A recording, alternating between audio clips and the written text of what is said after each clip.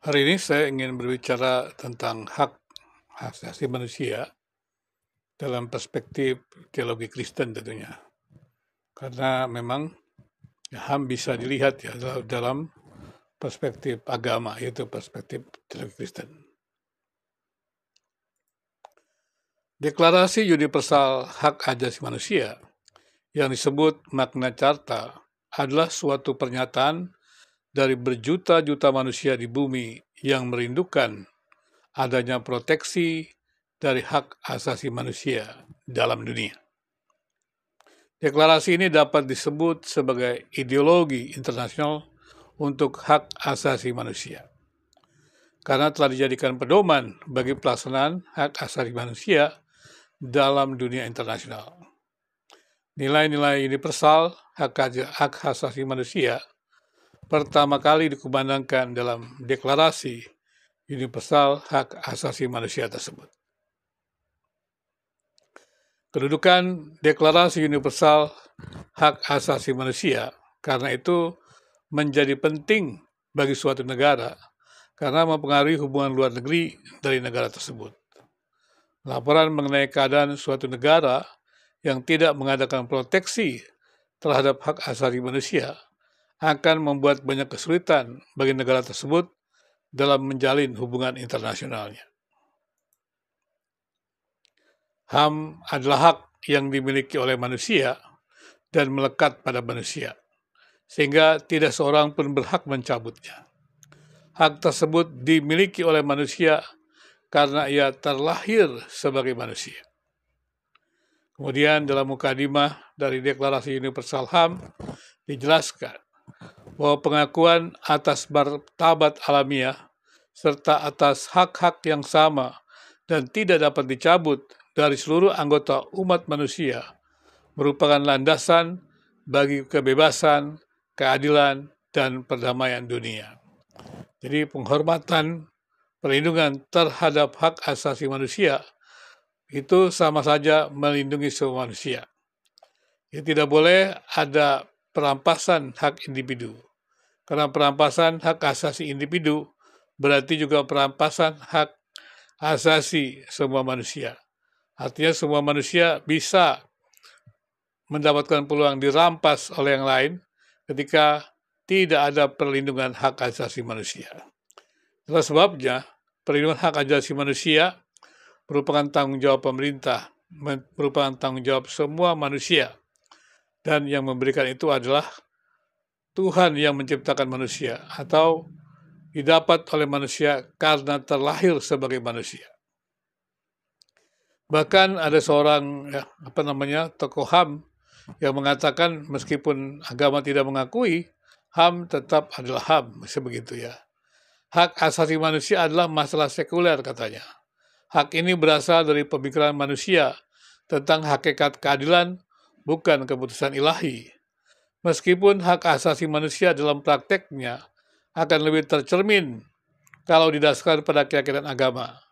Dasar keagamaan itu tidak mutlak, kata Howard yang sekuler. Hak asasi manusia tidak lebih dari deklarasi umat manusia tentang bagaimana mereka seharusnya. Jadi jelas sekali bahwa dalam perspektif sekuler, hak asasi manusia itu tidak bergantung ya apakah praktek-praktek HAM itu diakui oleh agama atau tidak, seperti itu. Tapi sebenarnya ya harusnya juga dilihat secara lebih seimbang, bahwa sebenarnya juga harusnya ya karena agama juga memang berasal dari Tuhan yang merupakan pencipta manusia, maka sudah seharusnya umat beragama juga melindungi hak individu, hak asasi manusia. Tapi sayangnya memang konflik-konflik agama seringkali lupa untuk melindungi hak asasi manusia itu. Sehingga kita melihat agama bisa menjadi instrumen konflik. Tapi saya selalu katakan itu bukan karena agama itu sendiri, tapi karena agama digunakan untuk kepentingan ekonomi dan politik.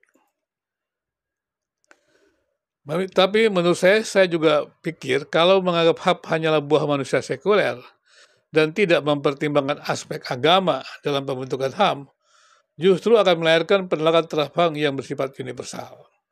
Itulah yang kita sering dengar juga ada agama yang menolak hak asasi manusia. Mungkin gara-gara itulah ya Howard mengatakan ya itu adalah hak manusia sekuler. Tapi menurut saya adalah hak asasi manusia itu bukan hanya produk sekuler. Kalau melihat lebih jauh kepada kekristenan, ya yang juga nilai-nilai mempengaruhi dunia, itu jelas bahwa hak asasi manusia itu juga merupakan sesuatu yang dipromosikan oleh agama-agama. Karena itu agama-agama juga mestinya juga berperan dalam penghargaan hak asasi manusia. Sayangnya juga kadang-kadang mungkin karena aturan-aturan yang sekuler yang tidak mengizinkan agama di ruang publik itu menjadi sesuatu yang menghambat kontribusi agama di publik. Namun sebenarnya sebuah kebijakan memang sebuah arena politik, pertarungan politik. Tapi tidak perlu harus kemudian mendiskriminasikan yang lain. Usaha untuk bisa memberikan nilai-nilai yang sesungguhnya daripada manusia yang terlahir sebagai manusia itu harusnya juga diikuti oleh agama yang merupakan yang dapat memberikan kontribusinya kepada hal-hal yang terkait dengan hak asasi manusia. Dalam pembukaan piagam PBB dijelaskan bahwa PBB telah sepakat untuk menegaskan kepercayaan akan HAM. Perjuangan HAM yang bersifat internasional tersebut akhirnya menghasilkan deklarasi universal HAM yang lahir tanggal 10 Desember 1948. Jadi bulan depan kita sudah akan memperingati Hari HAM, ya, hari lahirnya Deklarasi Universal Hak Asasi Manusia. Mungkin penggiat-penggiat HAM, ya, mereka aktivis HAM juga sudah mempersiapkan momentum apa yang akan dideklarasikan pada peringatan hak asasi manusia itu sendiri. Semua manusia memiliki martabat dan hak-hak yang sama. Pasal 1 ayat 2 Deklarasi Universal Hak Asasi Manusia tahun 1948. Pengakuan akan hak-hak sipil pasal 3 ayat 21 dan hak-hak ekonomi, sosial dan kebudayaan pasal 22 ayat 27 serta pasal-pasal penutup pasal 28 sampai 30 yang menetapkan bahwa setiap orang berhak atas ketertiban sosial dan internasional dengan menjalankan kewajibannya dalam masyarakat adalah sesuatu yang telah lama dinyatakan, ya, bukan hanya oleh manusia sekuler sebenarnya, tapi juga dalam konteks kekristenan atau agama juga.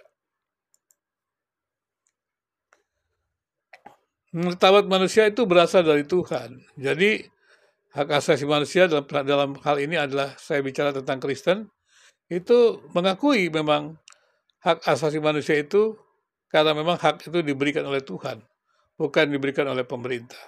Pemerintah wajib melindunginya. Setiap manusia wajib melindunginya. Jadi martabat manusia yang berasal dari Allah itu tak tertanggalkan. Manusia dicipta oleh Allah. Kejatuhan manusia dalam dosa juga tidak menghilangkan gambar Allah tersebut, walaupun telah membawa kerusakan pada gambar Allah tersebut. Kemudian selanjutnya, pernyataan bahwa Alkitab menciptakan semua manusia itu sama-sama mulia dapat diartikan bahwa dalam pergaulan antar sesama manusia tidak boleh terjadi perbedaan. Manusia wajib berperilaku baik terhadap semua manusia. Ini adalah nilai-nilai Alkitab, nilai-nilai agama. Jadi agama mengakui itu hak asasi manusia, hak yang melekat pada manusia, hak yang tidak bisa dicabut oleh siapapun, karena terlahir sebagai manusia.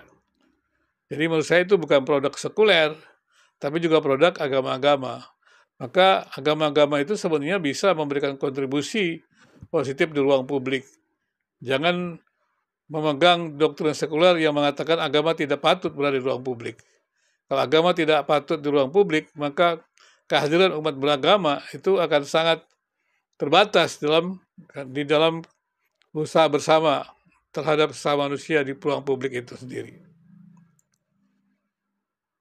Manusia yang berada dalam Allah, ya, memiliki kemerdekaan, tapi tidak berarti bebas tanpa batas atau liar.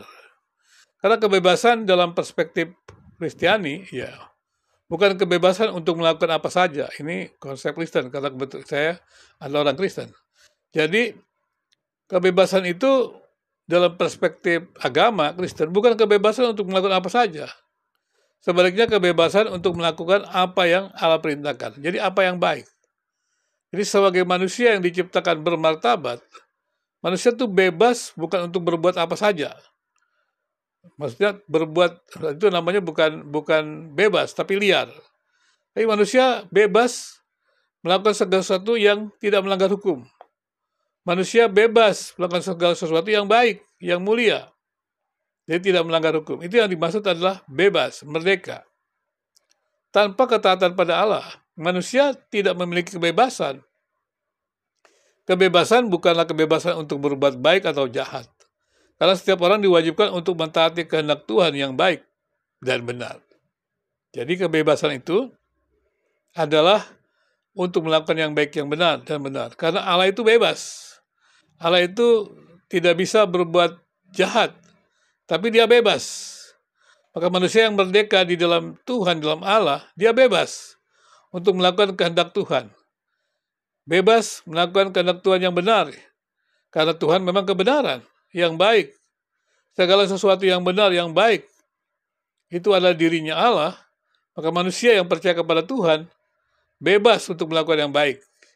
Dan ketika manusia jatuh dalam dosa dibelenggu oleh iblis, maka ketika kematian Kristus di kayu salib menebus dosa manusia, maka manusia kembali menjadi milik Allah, menjadi hamba Allah, berarti bebas melakukan segala sesuatu di rumah Allah, di dalam kerajaan Allah, melakukan sesuatu yang baik itu. Seorang tokoh HAM juga mengatakan begini, ketika hak dipahami hanya sebagai klaim atas orang lain dan tidak juga sebagai tanggung jawab moral di pihak kita, maka perjuangan HAM telah ditafsirkan sebagai tidak lebih daripada pergulatan kekuasaan. Dan dengan demikian, istilah HAM lalu menjadi slogan yang indah untuk suatu perang ideologi atau suatu eufemisme untuk perjuangan bersenjata yang menjadi agitasi yang menyulut permusuhan ketimbang sebuah advokasi positif dan konstruktif gitu ya. Jadi sebenarnya hak itu harus dipahami ya, dan juga kemudian juga dilakukan ya dalam perjuangan HAM. Tetapi bukan berarti bahwa kita bisa memaksakan hak kita kepada yang lain. Ini mesti hati-hati juga. Karena nanti jadi perang juga hak kita berperang gitu kan. Saya terjadi kan begitu. Demi menyelamatkan diri maka hak kita untuk bertahan. Demi menyelamatkan diri hak kita untuk membinasakan yang lain. Nah ini juga perlu hati-hati. Maka terjadi perang seperti itu. Dengan dasar HAM juga. Bahwa melindungi dirinya. HAM adalah nilai-nilai moral universal yang melampaui klaim-klaim partikular atau parokial. Jadi kalau kita bilang hak asasi manusia, maka kita akan saya punya hak untuk hidup berarti membinasakan lain, nggak benar. Saya punya hak untuk hidup, maka berarti saya juga harus melindungi hak hidup orang lain. Itu dia, bukan hanya pemanis, wah saya mau menegakkan HAM, tetapi membinasakan yang lain. Saya membela diri, karena itu hak hajasi saya, hak hajasi manusia, tapi membinasakan lain, itu bukan HAM. Bukan penegakan HAM. HAM itu adalah penegakan bagi diri dan bagi sesama. Hak-hak moral yang dimiliki oleh setiap orang semata-mata oleh karena ia adalah manusia. Dan ia hanya terwujud di dalam saling keterkaitan dengan tanggung jawab moral.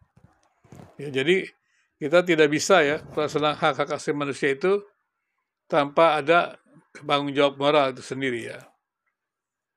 Dalam Alkitab juga ada kata-kata yang berbunyi, segala sesuatu yang kamu kehendaki supaya orang perbuat kepadamu, perbuatlah demikian juga kepada mereka. Matius 7 ayat 12. Pernyataan tersebut juga dinyatakan dalam Lukas 6 ayat 31. Ayat tersebut biasa disebut sebagai Golden Rule. Pesan ayat tersebut dalam bentuk yang negatif juga ada dalam kitab Rabi Yahudi, demikian juga agama Buddha, Hindu, dan Konghucu.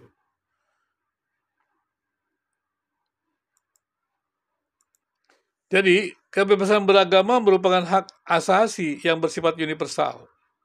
Proteksi hak-hak kebebasan beragama tersebut tidak hanya terbatas dalam lingkup Kristen itu sendiri, tetapi proteksi itu berlaku pada setiap orang. Allah yang memberikan hak kebebasan beragama, dan kebebasan beragama itu harus dijaga oleh setiap orang Kristen juga, dan semua agama. Demikian juga dalam pemberitaan Injil. Maka kekristenan melarang penggunaan cara-cara yang tidak bermartabat, yakni dengan manipulasi, bujukan, ataupun dengan kekerasan. Setiap orang harus diberikan kebebasan untuk menerima atau menolak Injil. Jadi debat-debat agama mesti memperhatikan itu. Jangan memaksa orang, membungkam orang, dan mengatakan agama lain salah, agama saya benar, dan silakan pindah. Seperti itu. Jadi harus dihargai kebebasan orang untuk memilih agama itu. Karena nyawa agama adalah kebebasan. Tanpa kebebasan maka itu bukan pemilihan agama. Penolakan terhadap hak asasi manusia karena ia adalah produk barat juga menurut saya tidak mempunyai alasan yang jelas. Ada orang yang mengatakan demikian, itu kan produk barat, padahal barat kerap melanggar HAM. Kenapa sekarang tiba-tiba mereka meneriakan HAM? Dulu mereka melakukan penjajahan-penjajahan di seluruh muka bumi. Kenapa sekarang mereka mempropagandakan HAM? Tapi sekali lagi itu kan bukan soal barat atau timur, tapi persoalannya itu adalah hak yang melekat pada diri manusia, perlu dilindungi, perlu dijaga.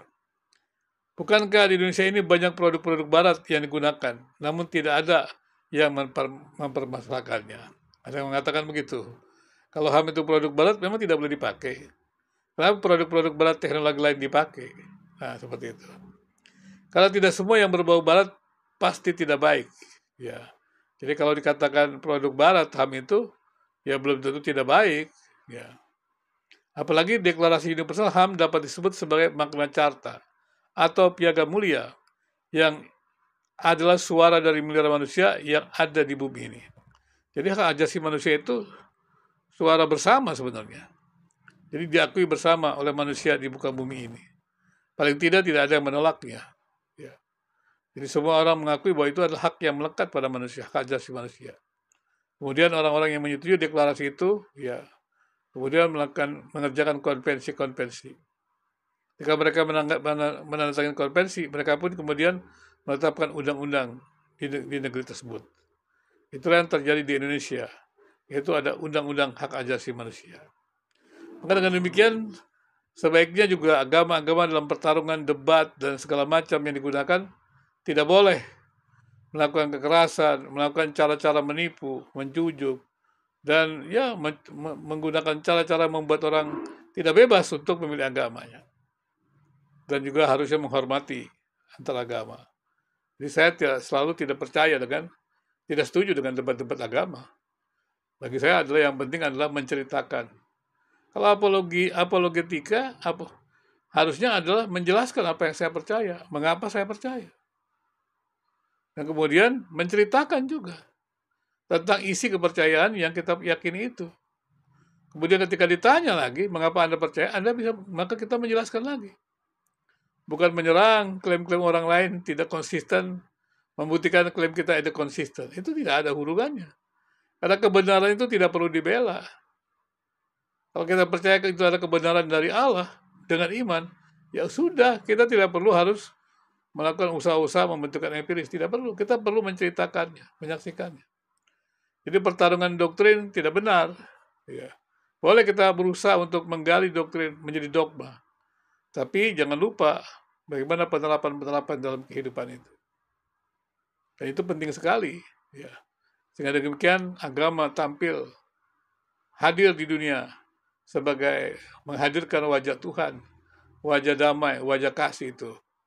Wajah Allah yang mengasihi manusia, yang menebus dosa manusia, dan kemudian memberikan surga yang kekal. Janji surga yang kekal itu. Maka manusia harus bergandengan tangan, bukan saling memaki, saling menghancurkan, karena takutnya dia tidak masuk surga.